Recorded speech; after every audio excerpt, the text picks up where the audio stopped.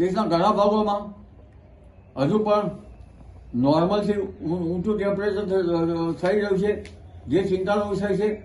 પરંતુ હમણાં ગુજરાતમાં ઠંડી અંગે જોઈએ તો 22મી જાન્યુઆરીથી વેસ્ટર્ન ડિસ્ટર્બન્સ આવ્યો છે, જેની અસરથી ગુજરાતમાં કંઈક ઠંડી પડી રહી છે.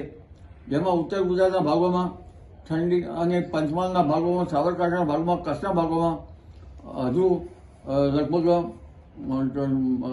ન્યૂનતમ ટેમ્પરેચર 12-13 કે એની આસપાસ રહેવાની શક્યતા છે. મધ્ય ગુજરાતના ભાગોમાં ટેમ્પરેચર 14-15ની આસપાસ રહેવાની શક્યતા છે. રાજકોટના ભાગોમાં પણ લગભગ 14-15ની આસપાસ રહેવાની શક્યતા છે. ગિરનારના ભાગમાં 13-14 આસપાસ રહેવાની શક્યતા છે.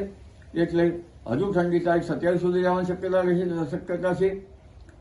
અને તારીખ 30-31મી જાન્યુઆરીએ એક મજબૂત પશ્ચિમી વિક્ષોભ આવે છે.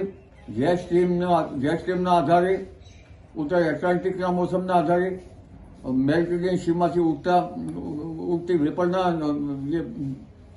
જે પશ્ચિમી વિક્ષોભ જે કહેવામાં આવે છે તેના આધારે અરબ સાગરમાંથી આવતો ભેજના કારણે, કેટલાક બનતા સર્ક્યુલેશનોના કારણે, રાજસ્થાનના બંગાળના ઉપસાગરના ભેજના કારણે તારીખ 30-31 જાન્યુઆરીથી ફેબ્રુઆરી 4-5 વચ્ચે માવઠું થવાની શક્યતા રહેશે.